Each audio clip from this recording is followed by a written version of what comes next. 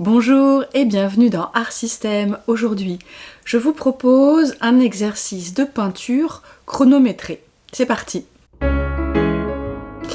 Alors, pourquoi se limiter en temps quand on veut peindre? C'est un exercice qui peut permettre de s'échauffer, mais c'est surtout un exercice qui va être très bon pour les personnes qui ont tendance à travailler longtemps, beaucoup sur leur peinture et à être dans une espèce de préciosité qui quelquefois les fait trop considérer le détail et pas assez l'ensemble.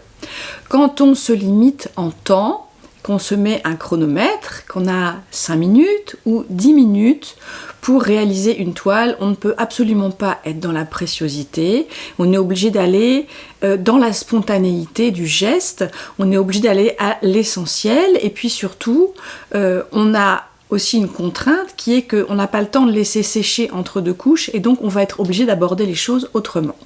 Donc je vous propose aujourd'hui un exemple, une démonstration de ce qu'il est possible de faire pour que vous voyez un petit peu comment je procède. Libre à vous ensuite de travailler comme vous en avez envie, soit en changeant la durée de votre chronomètre, soit en partant sur des peintures qui ont déjà été commencées par exemple. Bref, il y a de multiples possibilités. À vous de les explorer. Moi, je vous donne des pistes.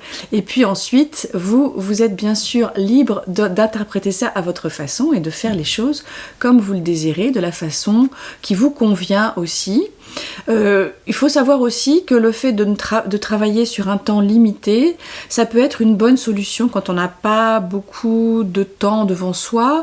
Eh bien, si on se dit, bon, eh bien, je travaille juste une demi-heure, déjà, ça permet de satisfaire la part créative en soi, et puis ça permet aussi d'apprendre à aller à l'essentiel et d'être satisfait avec ce qu'on aura fait pendant une demi-heure et à voir que une demi-heure plus une demi-heure, si on ajoute tout ça, au bout du compte, on aura peut-être travaillé 4 ou 5 heures sur une toile en la laissant sécher à chaque fois et en apportant un regard neuf à chaque fois.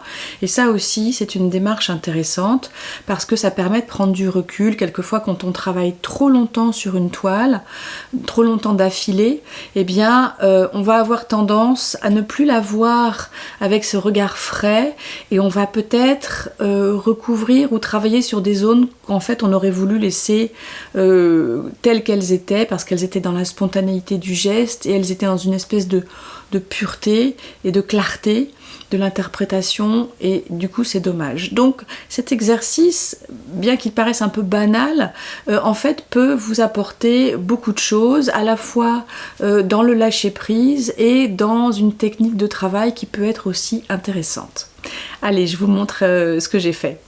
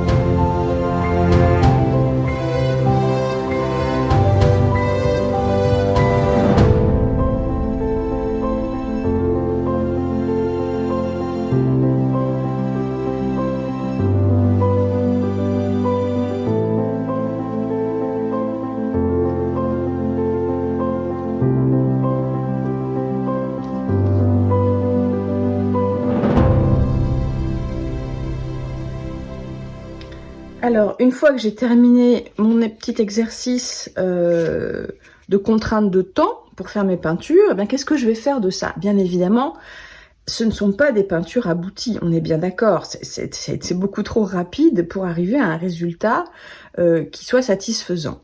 Donc, en partant de ces bases, qu'est-ce qu'on peut faire?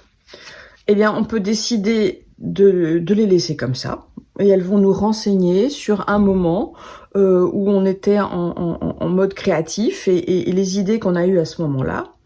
On peut décider de les retravailler et donc apporter des couches supplémentaires, apporter du collage, apporter des motifs. On peut décider de partir de ça pour créer autre chose en gardant un peu la substance, l'idée qui est derrière ça. Par exemple, là, ces formes verticales qui pourraient rappeler des rochers, eh bien, je pourrais ensuite partir sur une peinture plus figurative ou abstraite, mais en gardant cette idée-là. Et puis, on peut aussi, bien évidemment, se servir d'un viseur et puis chercher à voir dans les peintures qu'on a créées, ce qui pourrait être intéressant de garder pour de futures compositions. Par exemple, garder ceci sur celle-là. Voilà, l'idée c'est de prendre son viseur et puis, comme je vous l'ai déjà montré dans d'autres vidéos, de se déplacer sur la page et de se dire, voilà, qu'est-ce qui m'intéresse, qu'est-ce que j'aime bien, qu'est-ce que je voudrais garder, quelles sont les idées que j'ai essayées dans cette feuille et que je voudrais peut-être réutiliser dans d'autres compositions. On peut la tourner, bien sûr, et puis percevoir ça autrement. Le fait de peindre comme ça, dans la rapidité, on peut pas être précis, on peut pas être précieux. Et donc, on va forcément faire quelque chose de beaucoup plus épuré que si on avait travaillé longtemps sur une peinture. Donc, on peut être intéressé par ce côté épuré, se dire, bah tiens, voilà, j'aimerais bien garder ce genre de composition où il y aurait un côté qui serait un peu flou et puis de l'autre, des formes qui se détacheraient. Voilà ce qu'on peut se dire. Et puis on peut toutes les passer en revue comme ça et voir quels sont les éléments qu'on aime bien, qu'on a envie de garder. On voit tout de suite avec le viseur qu'il y a des choses beaucoup plus intéressantes qui peuvent se dégager que si on regarde la page dans son ensemble. Voilà, donc voilà les pistes que je vous propose à la suite de ces peintures, que vous pouvez faire en 5 minutes, en 10 minutes, en 15 minutes. Vous pouvez vous mettre des timings différents pour voir ce que vous avez le temps de faire. Alors, ce que je trouve un peu difficile, enfin pas difficile, mais contrariant quand on fait ça, c'est qu'on est obligé de travailler sur une peinture. Si on se chronomètre, on est obligé de travailler sur une peinture. Moi, j'ai l'habitude de travailler sur plusieurs, comme ça, les premières sèches pendant que je fais les secondes et les troisièmes. Et là, on peut pas faire ça. Donc, ça oblige à aller sur la surface de manière un peu différente. Alors, je vous rappelle que dans la description sous cette vidéo, je mets plusieurs liens qui peuvent vous intéresser, et notamment un lien vers le groupe Art System. Le groupe Art System, en fait, c'est un petit groupe d'artistes pour le moment, mais ça va grandir. On se retrouve autour d'un thème chaque mois pour travailler ensemble. Et donc, le thème, ça permet de donner une contrainte, mais une contrainte qui est relativement légère, puisqu'ensuite, après, on peut interpréter ça à sa façon. Et de diverses manières. On peut faire appel au collage, à la peinture, à la photo, à la vidéo, à l'écrit, à la poésie. Et donc on peut mélanger tout ça, ou bien chacune a ses domaines de prédilection dans lesquels elle va s'exprimer de manière préférentielle. Et si vous voulez nous rejoindre pour les mois à venir, eh bien c'est tout à fait possible. Donc vous aurez le lien sous la description de cette vidéo. C'est une formule qui se fait grâce à un abonnement, mais un abonnement qui est pour le moment relativement modique. Et si ça vous intéresse, bah écoutez, vous pouvez venir pour un mois ou plusieurs, voir si ça correspond à votre envie de travailler.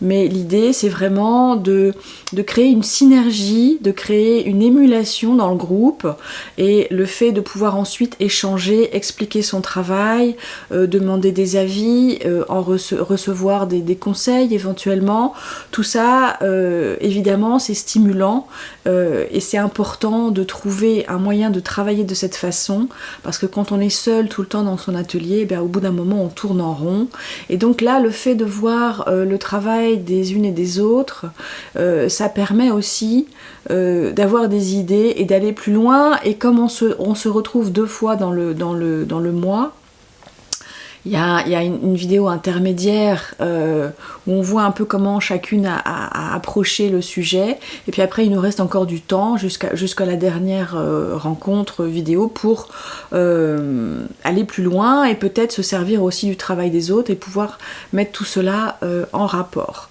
Donc si ça vous intéresse, eh bien allez jeter un œil, et puis vous pouvez aussi recevoir ma newsletter et puis vous abonner à la chaîne bien sûr, liker les vidéos et mettre des commentaires si vous le désirez. Moi mon approche c'est vraiment d'être disponible par rapport à ce que vous pouvez vous poser comme question, par rapport au sujet qui vous intéresse. Donc si vous avez des suggestions et des remarques, n'hésitez pas. Pour moi c'est toujours extrêmement intéressant, et même si je peux pas y répondre dans la minute, si je peux pas forcément par exemple faire une vidéo sur un sujet qui m'aurait été suggéré tout de suite, eh bien je garde ça en tête, et puis ça peut venir ensuite un peu plus tard, ou bien s'agréger avec un autre sujet. Voilà, je vous remercie de m'avoir regardé jusqu'au bout, de m'avoir écouté et de me suivre, et je vous dis à très bientôt.